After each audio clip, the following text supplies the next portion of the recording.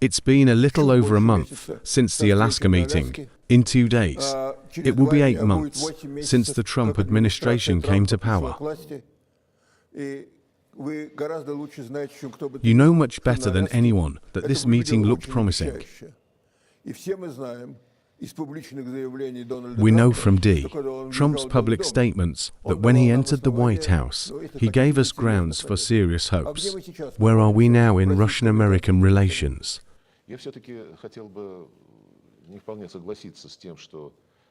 I would disagree with the fact that we had serious hopes when Trump won the election and entered the White House for a second term. We appreciated and appreciate his openness and directness. He never evades, does not hide his thoughts. We appreciate his focus on results. These are what he calls deals in the broadest sense of the word. These include mutually beneficial projects in the economy, space, natural resource development, and modern technologies.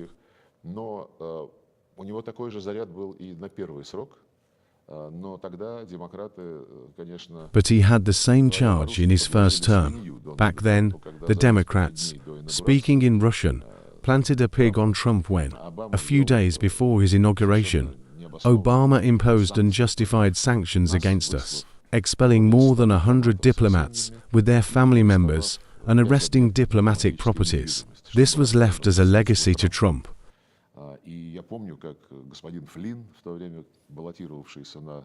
I remember how Flynn, who was running for National Security Advisor at the time, called our ambassador and said that the Democrats had acted meanly. They wanted to prevent our relations from developing normally.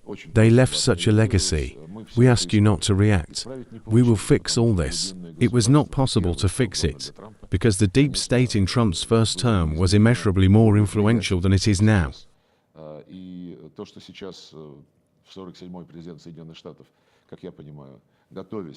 It is noticeable that this time, the 47th President of the United States, preparing for a new term, drew the right conclusions from previous experience and defines slightly different forms of communication with this deep state. Trump has formed a strong, influential team of like-minded people. He had nothing like this during his first term.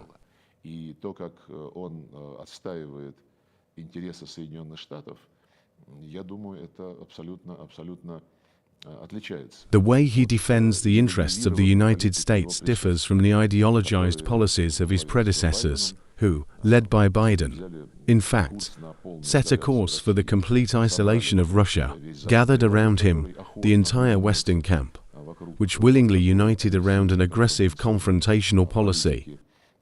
In recent years, we have not had the opportunity to talk at any level. The only exception was the meeting between Russian President Putin and then as President Biden in Geneva on June 16, 2021.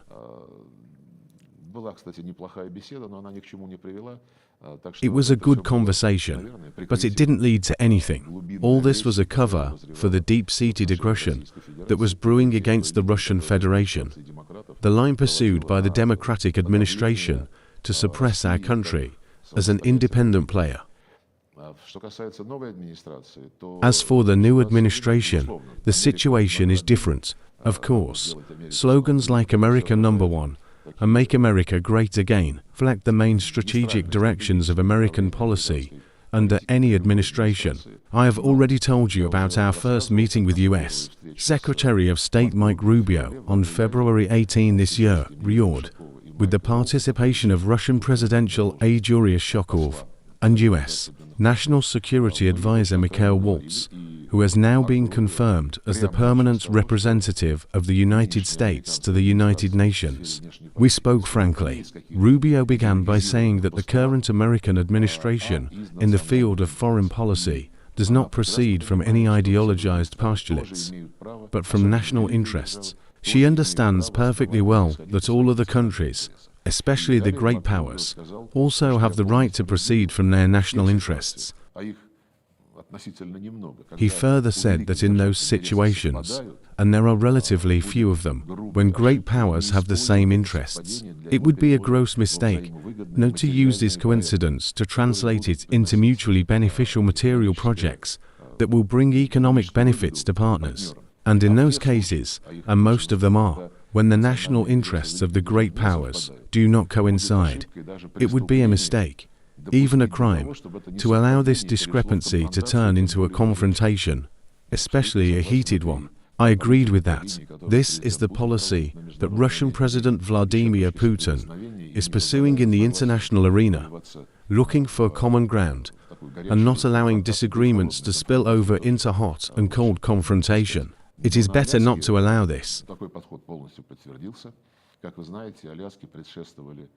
In Alaska, this approach has been fully confirmed. As you know, the Alaska meeting was preceded by several visits by Witkoff to Moscow as special envoy of President Trump.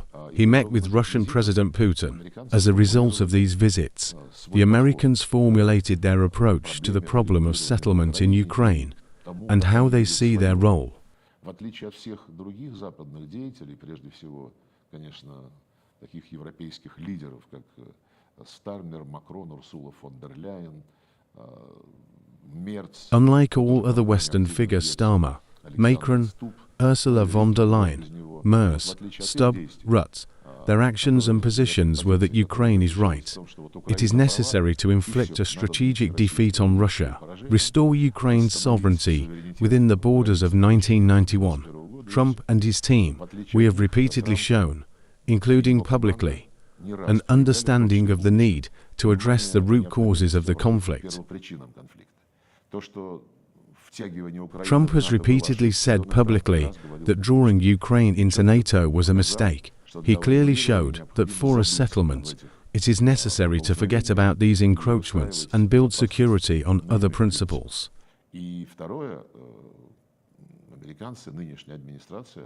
Secondly, the current American administration understands that the realities on Earth are explained not by the fact that someone wants to cut off territories from someone, but by the fact that people live in these territories, which are now controlled by Russia, and which still partially remain under the control of the Ukrainian armed forces. Religious and other rights were legally abolished.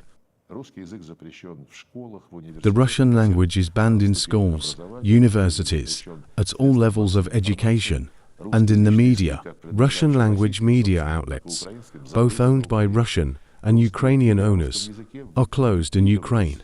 Books in Russian were thrown out of libraries, just like Hitler did in the 30s. Only the fascists burn these books, and Ukrainians are a tight-fisted people. They hand them over for waste paper, receiving money for it.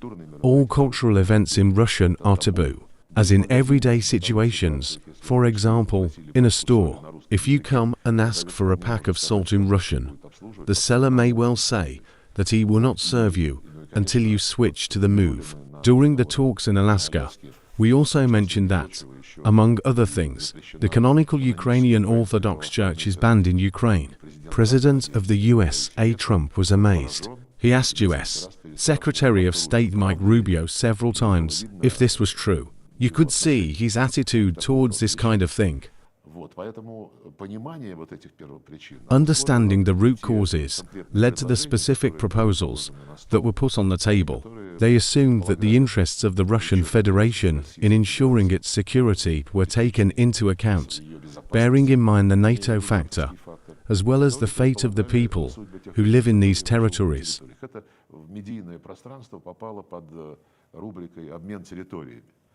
This came under the heading of territory exchange in the media space, but it was about what I said just now.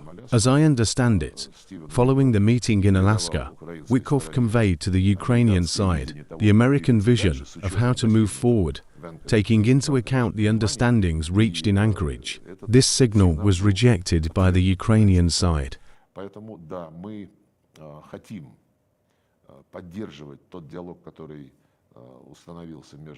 We want to maintain the dialogue that has been established between our presidents, the heads of foreign policy departments, national security assistants, special representatives of the two presidents, and through other channels. We see that the American side has the same desire. The Ukrainian crisis is now in the foreground, but it follows from numerous speeches and statements by us President Trump that if he had been president, this war would never have started. This was repeated in Alaska.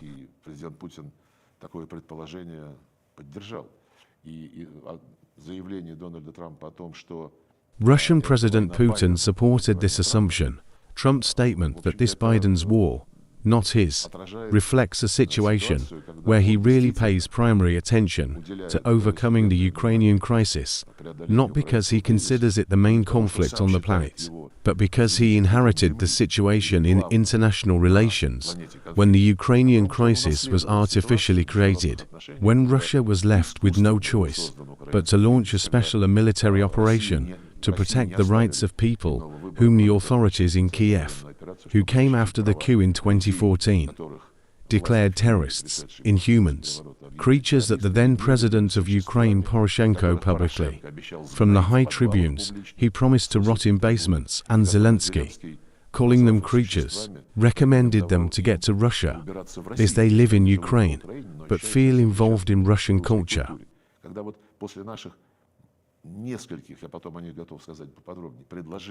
Since 2008, we have proposed to establish security in Europe, taking into account the interests of all participants, including Russia, Ukraine, and European countries.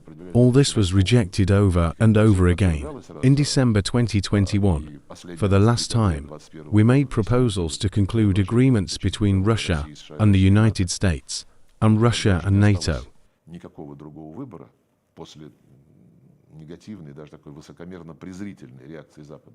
After the negative, arrogant, contemptuous reaction of the West to them, there was no other choice left.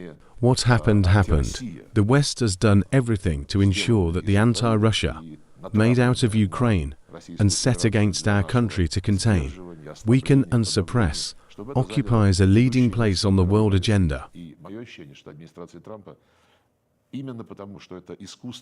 I think that precisely because this is an artificially created war by Biden and his team that does not reflect the philosophy of the current administration, the Trump team wants to remove it from the agenda in order to remove obstacles to normal economic, technological, and other cooperative relations. This will not be easy, because the United States has a peculiar approach to how to solve economic issues now. 8 months have passed, and as far as I know, no concrete results have been seen yet. With one exception, it has become easier for Americans to issue visas. Many of the other things we've talked about are at the talking stage. I understand that the dialogue has become more in-depth, but so far there are no results. Both you and Russian President Putin have said that the blockages in our relations are such that it would be impossible to remove them immediately. I am concerned that, as President Trump says, that he is disappointed, that he cannot wait, that he can apply sanctions against Russia, but does not want to do so because he treats Putin well, and that this is not the best way to deal with Russia, but it shows elements of frustration and impatience. How do you react to this? US President Trump, as he himself constantly emphasizes, is a man of action, deals and business. He was used to negotiating quickly. As merchants in Russia and the Russian Empire agreed, they struck a deal. And tomorrow everything they agreed on will be implemented. When as President Trump says that he is disappointed, I can't say that I know him well, but I've talked to him several times, and I have some idea. It seems to me that this is partly due to the fact that he wants quick solutions. As he constantly emphasizes, listing world conflicts that have lasted 4 decades, in which he tried to play a positive role, he considers it possible to resolve quickly. Somewhere it may work out, somewhere it is unlikely.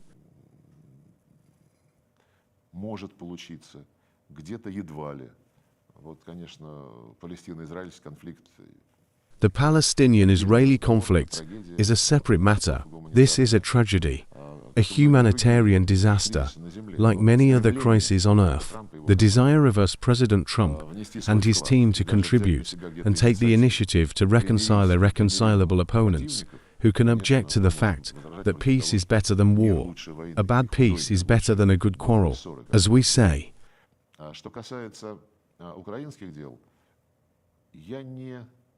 As for the Ukrainian affairs, I do not see any problems with the fact that sanctions can be applied against Russia. A huge, record number of sanctions for that historical period were imposed under President Trump during his first term. We began to draw conclusions from the situation when the West imposed these sanctions on us. Then, during the Biden era, sanctions replaced any diplomatic work, when no one tried to seek any compromises, when they said, "Do not meddle in the management of any part of the globe." They say, "We, the West, have ruled and will rule everywhere." This is evident not only in relation to Ukraine, but also to all our neighbors. The West is active, disregarding our interests in a number of cases. Our partners in the post-Soviet space are well aware of this. They understand that they have not only obligations within the CIS, the CIESTO, the EU, and the SCO, but also vital interests realized through alliance and partnership with Russia. But that doesn't stop the West. Returning to the topic of how the United States will act further on the problems of Ukraine.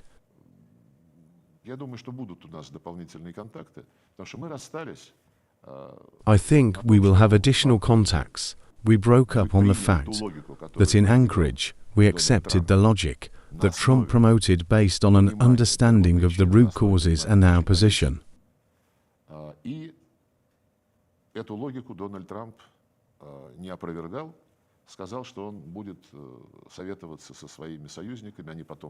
He did not refute this logic. Trump said he would consult with his allies. Then they flew to Washington. All these Europeans have made no secret of the fact that they have publicly dissuaded and are dissuading the US leadership from any constructive actions towards Russia in the context of the Ukrainian crisis. They want to return the United States to the slippery slope it followed under Biden, when it was the Biden war. The Europeans want to make it a Trump war as well. They don't hide it. Have they been unable to do this yet? I don't think that's so. Recently, there were reports that the United States signed the first contract or agreement, which will no longer be the implementation of contracts signed under Biden, but something new for shipments of weapons worth $500 million, which will be paid for by the Europeans. $400 million. The Congress voted at the expense of the United States. Trump promised that he would not do this, but Congress accepted it without the opposition of the White House. As you rightly said, NATO is buying $500 million for Ukraine, but it is buying it. Yes, it's not new. US President Trump has said this from the very beginning, that this will continue to be the case. They say, we will not incur losses, but we will make a profit on the sale of weapons that Europe gives to Ukraine or to anyone. This is such a step, especially in the part that is on the line of Congress.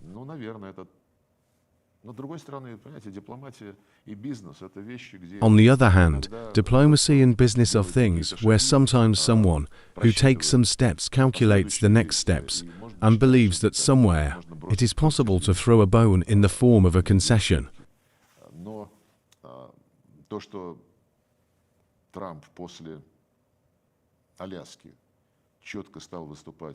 The fact that after Alaska, Trump clearly began to advocate not an ultimatum for a truce without conditions, but for a long-term sustainable settlement is an important step. The decision of the White House, I don't see them moving away from it yet. I want to clarify one important thing that you said about the difference between the Trump team today and the Trump team during his first administration. It's not for me to tell you, You've dealt with these people. There were people in the old team who were not conservatives, globalists. They openly ignored the opinion of their president. There is no such thing now.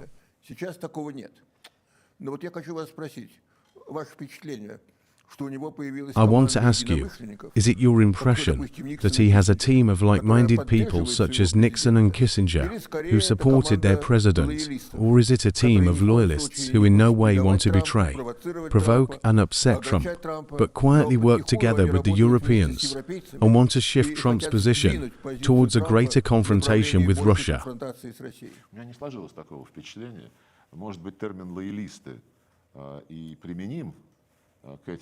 I didn't get that impression. The term loyalists applies to his staff and team, but from my point of view, I do not know the inner kitchen, only in a positive way.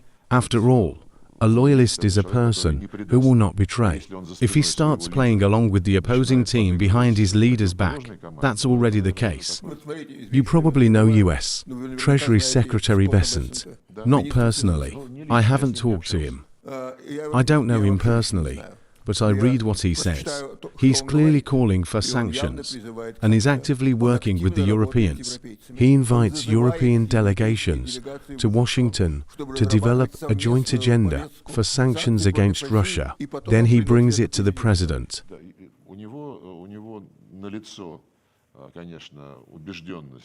He clearly believes that Russia needs to be punished. The conviction that he can assume the powers of not only the Minister of Finance.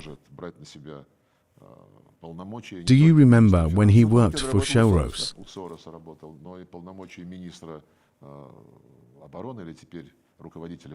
Yes, he worked for Soros. It seems to me that he is going beyond his mandate and the line outlined by us President Trump.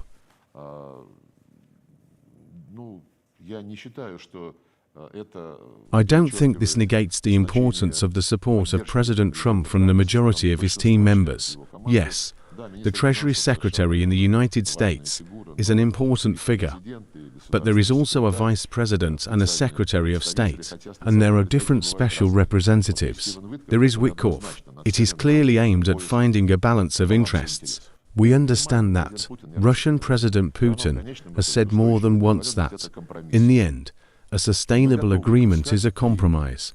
We are ready to seek them out, provided that our legitimate security interests and the legitimate interests of the Russian people in Ukraine are secured in the same way as the legitimate interests of other participants in such an agreement. I have already mentioned that the Trump administration has an understanding of the problems related to NATO. They said it publicly. There is an understanding that the referendums held in Crimea and other territories cannot be ignored. Any agreement must necessarily take into account the results of these referendums. How exactly, right away, step by step is another matter. They have recognized the essence of our approaches and are working on this basis.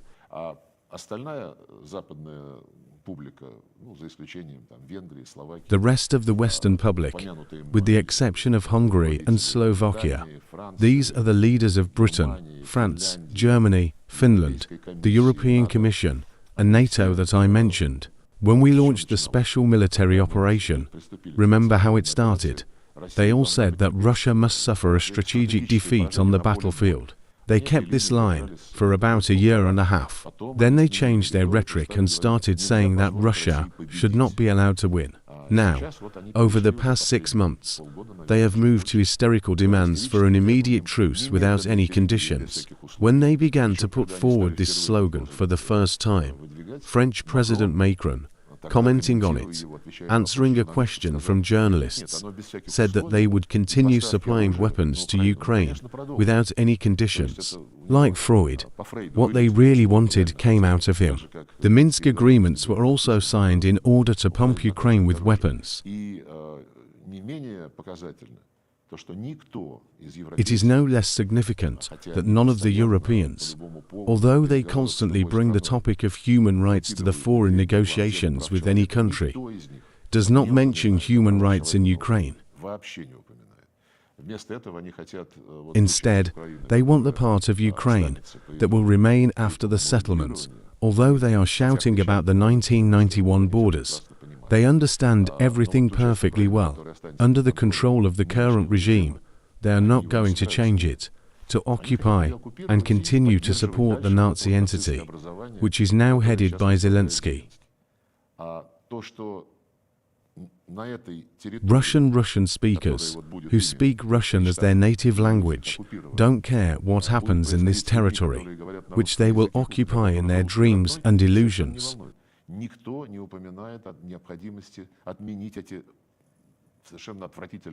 No one mentions the need to repeal these absolutely disgusting laws. No language is banned anywhere in any country.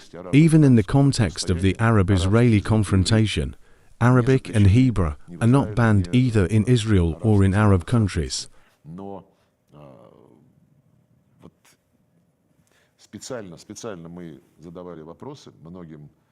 We specifically asked many representatives of Western journalism why they don't write about it. In the West, journalists are usually meticulous and intrusive. Such an obvious thing as the destruction of an entire language in the whole country would somehow interest them. The only thing that got through was the persistence of our Hungarian colleagues. When they pushed the topic of Ukraine's accession to the European Union, they wrote framework documents that would determine the content of the negotiating chapters. There is a whole expanded text per page demanding that Ukraine respect the rights of national minorities. These rights are still recorded in the Constitution of Ukraine. It has not been changed in this part. Ignoring the Constitution, they adopted laws that directly contradict it. The documents that were discussed and approved in connection with the desire to involve Ukraine in the EU explicitly state that they must ensure that their legislation complies with the requirements of international documents on the protection of national minority rights and human rights. Approved and forgotten.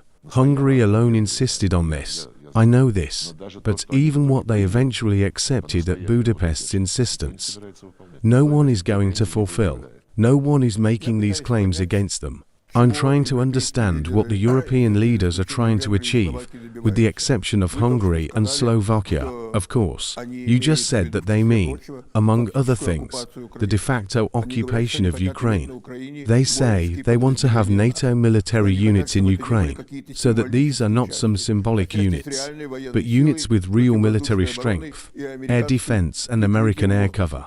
At the same time, they say they will pump up Ukraine with weapons, so that she could defend herself on her own against Russia. But in order for her to be able to defend herself confidently, she needs to be given a deadline, so that she could attack as well. I want to ask you, either they completely do not understand and refuse to understand the real Russian strategic concerns, and that Russia will not allow such things, or they use such arguments to block the agreement. What is your opinion? It seems to me that there is also a third aspect. I have no doubt that they want to block the agreement, that they do not want a settlement that will put an end to their years-long attempts to make Ukraine a permanent irritant or even a threat to the Russian Federation. There is no doubt. Another consideration may be the desire to revive the European war machine, which is now almost entirely dependent on the United States.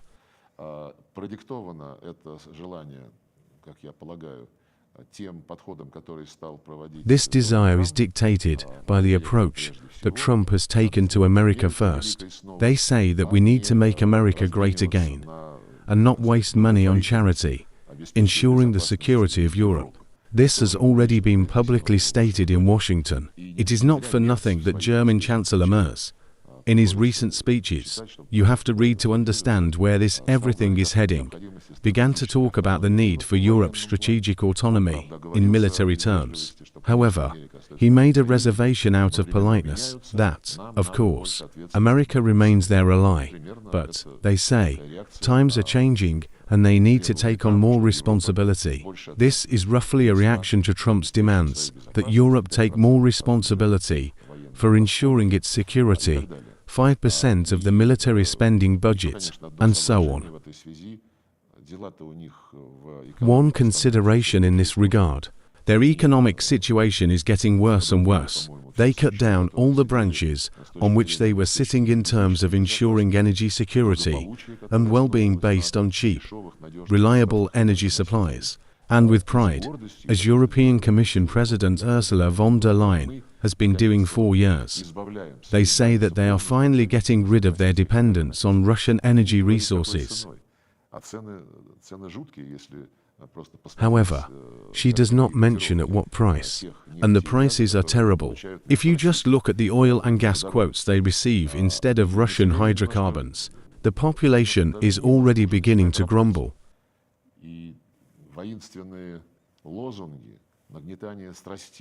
Militant slogans, whipping up passions, and inflating the non-existent Russian threat probably help distract some of the discontented and force them to accept difficulties for the sake of survival in this war.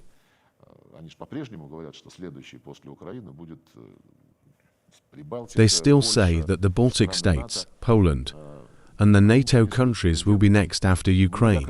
They can't hear anything. President Putin of the Russian Federation has said many times, "We have not, do not have, and will not have any plans to attack any NATO or EU country."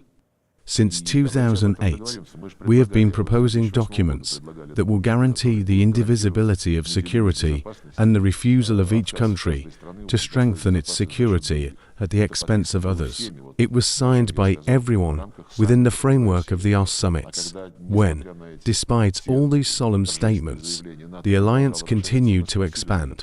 We asked them, "How is that?" Here are the OSCE documents. It says bluntly, no organization in the Euro-Atlantic space will claim dominance. And NATO is doing exactly that. They told us that it was a political commitment, despite the fact that they were signed by presidents and prime ministers. Back in 2008, we said, "Okay, political. Since they are essentially acceptable to you, let's codify them into a contract."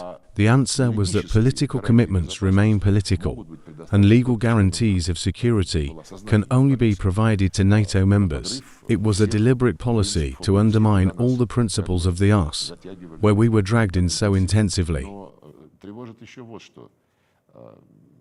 One more thing worries me. In the same Germany, there are also revanchist sentiments there. However, in other European countries too.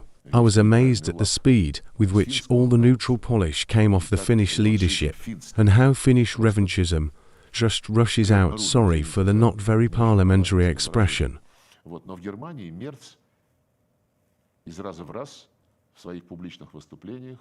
But in Germany, Chancellor Merz repeatedly insists in his public speeches that Germany is reborn. Germany has revised its laws to dramatically increase spending on weapons.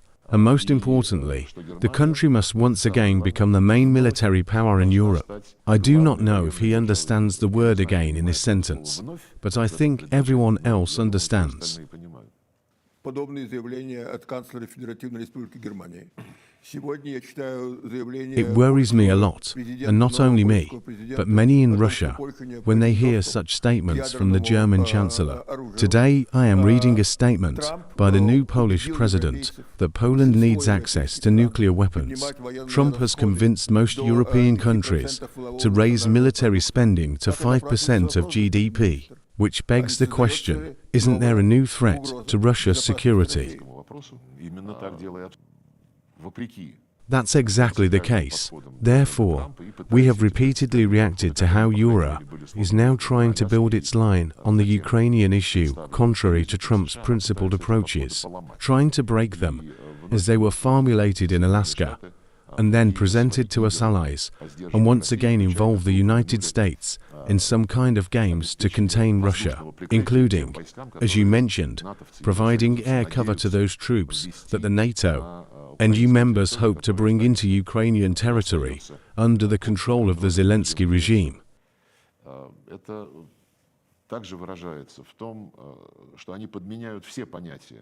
This is also reflected in the fact that they replace all key concepts in the settlement processes.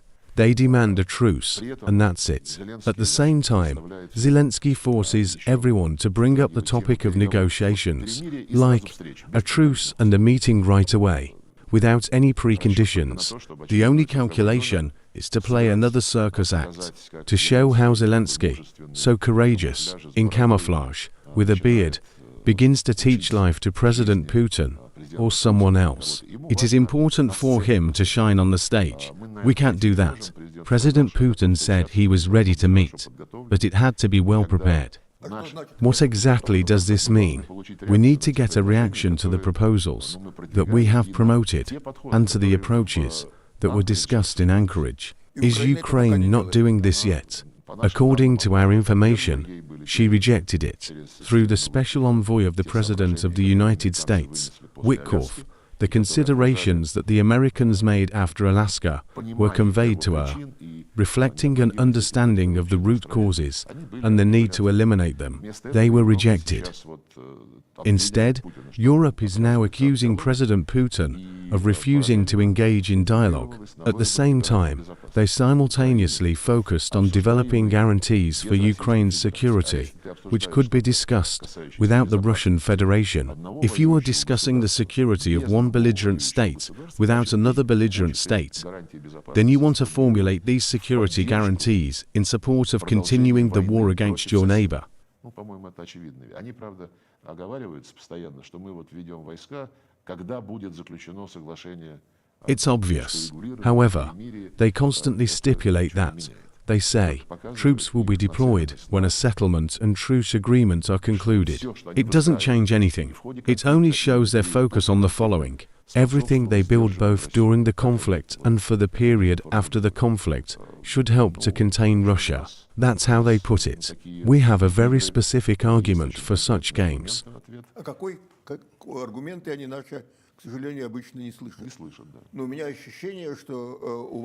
Unfortunately, they usually don't hear our argument.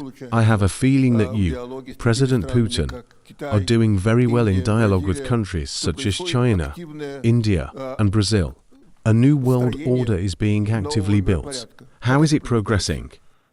Это продвигается неостановимо, я так скажу, потому что это объективный процесс, это не... It's progressing unstoppably. This is an objective process. It's not like someone came up with the idea to create a new bloc, and they started to concoct documents and principles on which to unite. This is a process of objective development of the global economy. New centers of economic and financial power have grown, with which comes political influence, centers for the development of modern technologies, on which the future configuration of the world economy depends. Moreover, China, but also India and Brazil have achieved and are achieving economic success based on the rules that the West laid down many decades ago in the model of globalization. It is based on fair competition, the presumption of innocence, inviolability of property, etc. In order to guarantee and enforce these principles, the Bretton Woods system, the International Monetary Fund, the World Bank, and the World Trade Organization have operated and are still operating.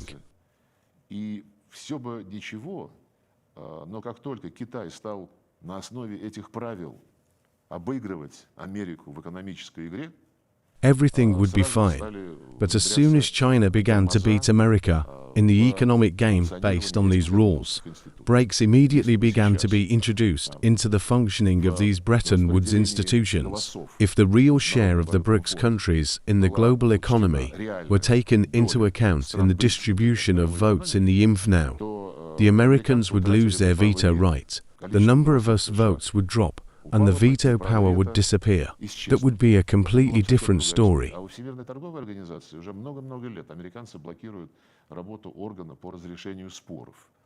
The Americans have been blocking the work of the WTO dispute resolution body for many years. The complaints that China submits their number in the hundreds, they would inevitably lead to a verdict in favor of Beijing in response to the discriminatory barriers that the United States was erecting to combat imports of high-quality, cheap, competitive goods from China. That is why there is a crisis in the IMF and the World Bank right now. By the way, during the 3 years of the Ukrainian events, the latter issued preferential loans to Ukraine. Without giving exact figures, 10 times more than loans were granted to all African countries combined during the same period. So this is also a characteristic that discredits the activities of the Bretton Woods institutions, showing their politicization. Therefore, the movement of new growing economies continues. All forecasts say that this will be a long and steady process. Of course, they will claim, and are already claiming, a more equitable place in world affairs. So far, of course, economic concerns are dominating. The BRICS countries are not always ready to get directly involved in political processes and demand the fulfillment of certain conditions. But from the point of view of political assessments, that is, the situation that is developing in the world, we have a consensus in both the BRICS and the SCO, because we don't want domination and dictate. We stand for indivisible security in all regions. Can this unanimity withstand Western pressure, and specifically Trump's demand that, say, both India and China stop buying Russian oil and gas? In fact, we are already seeing how these demands are perceived in Beijing and Delhi.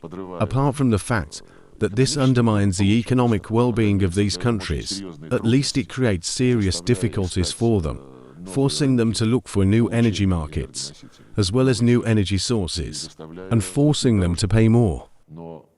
But beyond that, perhaps even more importantly than that, there is moral and political opposition to this approach. China and India are the most ancient civilizations.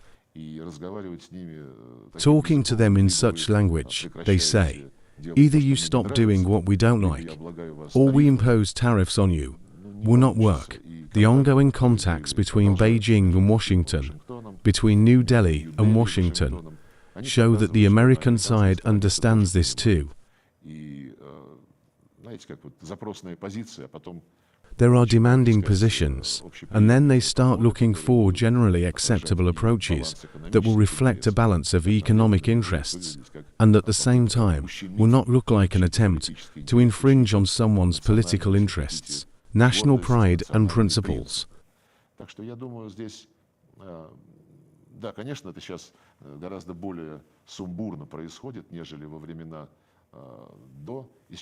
Now it is happening much more erratically than in the days before the disappearance of the Soviet Union, when there were two camps, the Cold War, détente, etc. There are many more world leaders on the world map now. They demand and want their economic achievements to be recognized as they deserve, and their weight in the world to be recognized. It will take a whole epoch before we understand how a multipolar world will be regulated. There are many options, and political scientists are currently discussing this topic. Either some new format will be created, or there will be a chaotic game and competition, sanctions, tariffs, who's who.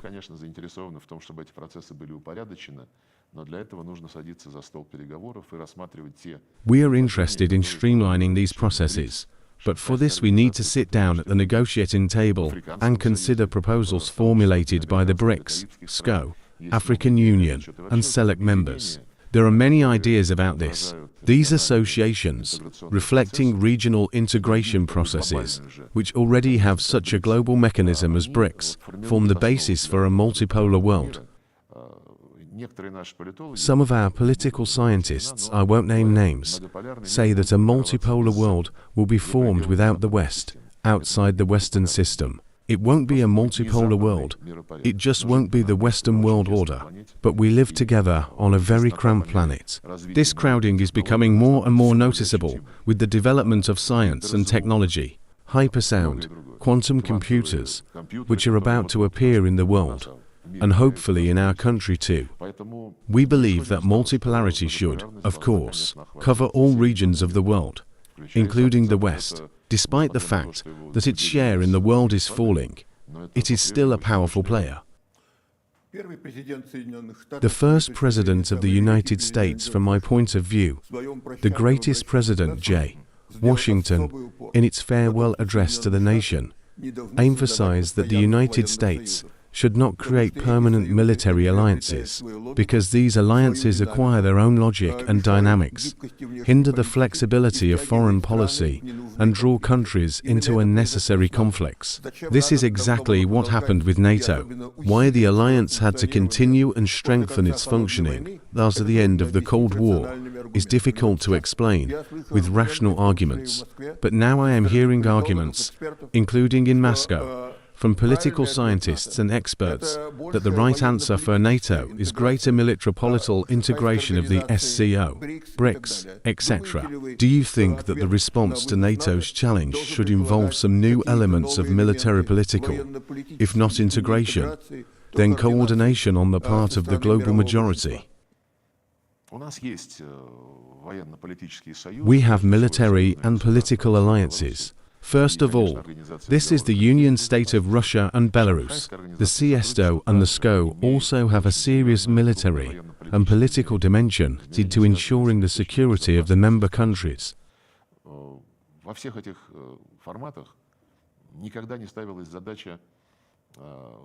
In all these formats, the goal has never been to be hostile towards anyone. The task was to ensure the security of the territories of the countries belonging to this union, without any expansionist ideas.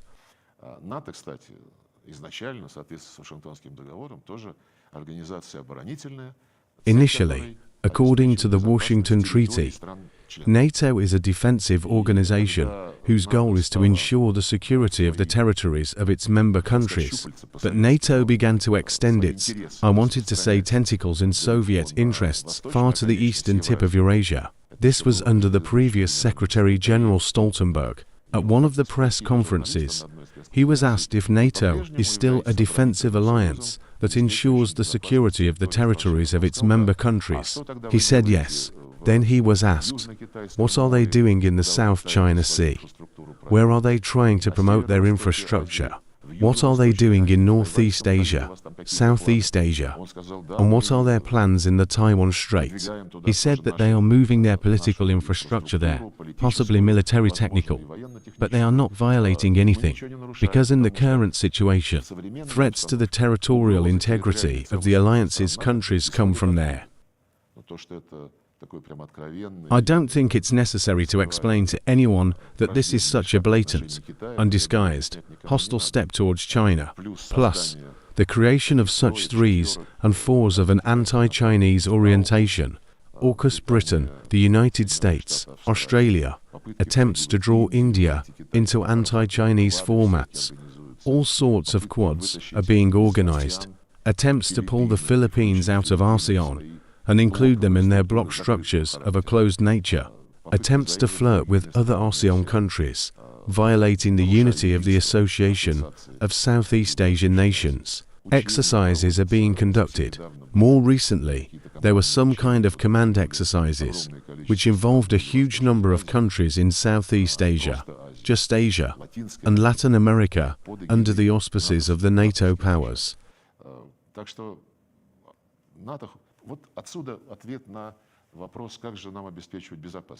Hence the answer to the question of how we ensure security. Look, there are many sub-regional integration organizations in Africa. There are a lot of them in Latin America too. But both countries have common continental ones, the African Union and CELAC. Eurasia is the largest continent, where several great civilizations have existed for many millennia, and now retain their identity, where the largest amount of natural resources is concentrated, the largest part of the world in terms of population, and there is no region-wide, continent-wide structure.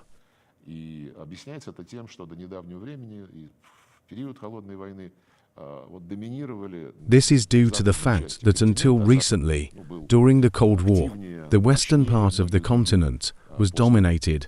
The West was more active and more powerful than many others after centuries of superiority by Euro-Atlantic security structures.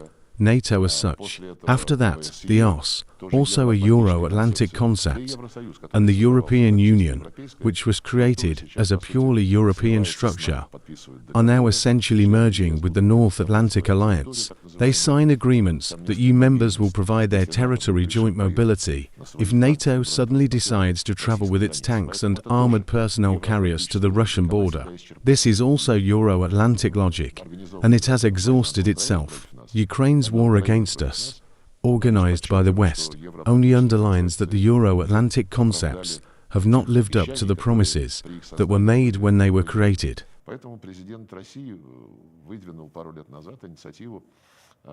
Therefore, in 2024, Russian President Putin put forward an initiative to form a pan-Eurasian, continent-wide security architecture, starting with joining forces, starting a dialogue between various sub-regional integration structures, and gradually striving to reach a continent-wide agreement. At the same time, we specifically stipulate that the door is open to all organizations. That is, if the West wants to, then it is with it, not against it. Moreover, we have already mentioned Hungary.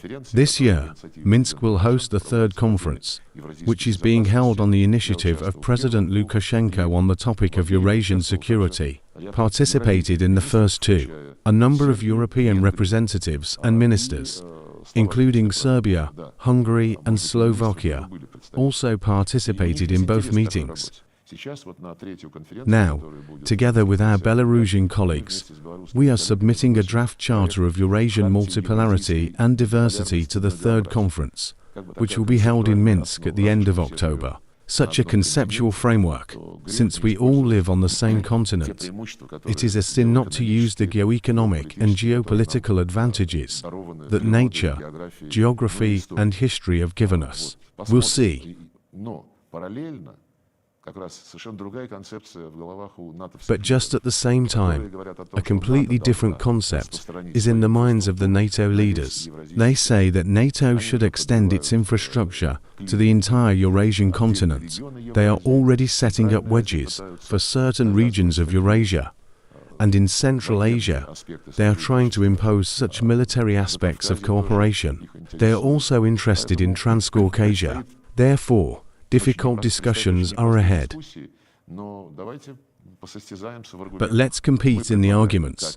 We offer cooperation in a continent-wide space, on a continent-wide scale, taking into account the interests of everyone.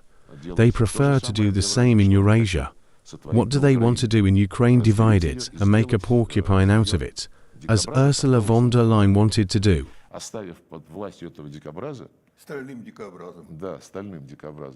Оставив под этим дикобразом нацистское государство. Вот мы говорили про, вы упомянули Джорджа Вашингтона.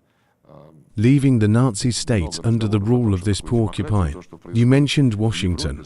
There is a lot of talk about what democracy is, what is happening in Europe with freedom of speech, with respect for human rights, with respect for the principle of non-politicization of sports, art, and other areas of human activity.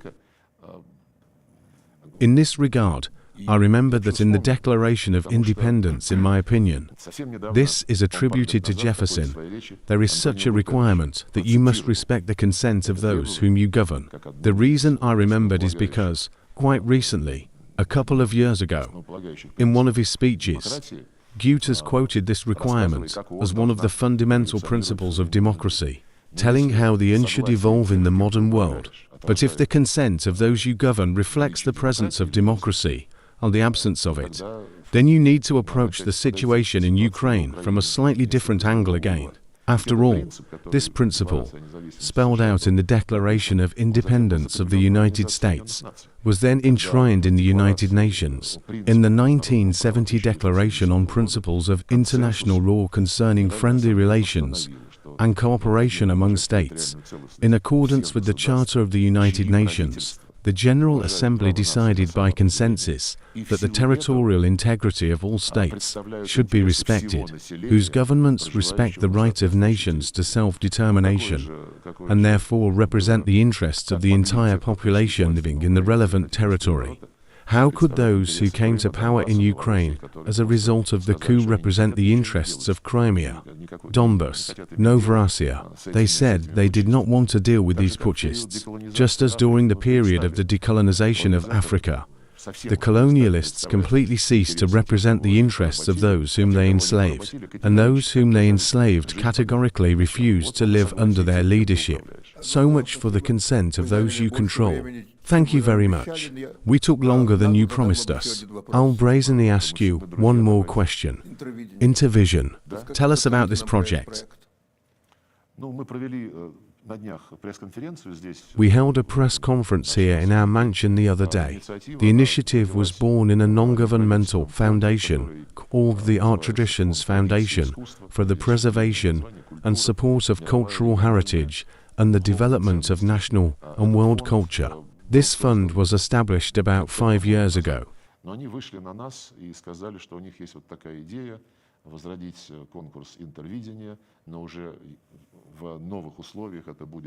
They contacted us and said that they had an idea to revive the Intervision contest, but in new conditions. This will not be a contest of the socialist camp, as it was during the Soviet Union, but a contest based on the countries of the world majority, open to all comers. We have consulted with the government, the presidential administration, and Channel 1, because it is his brand. As a result, they reported to the President of Russia, who approved the project. The climax will take place on September 20th at the live arena. More than 20 participants from all continents. I hope it will be interesting.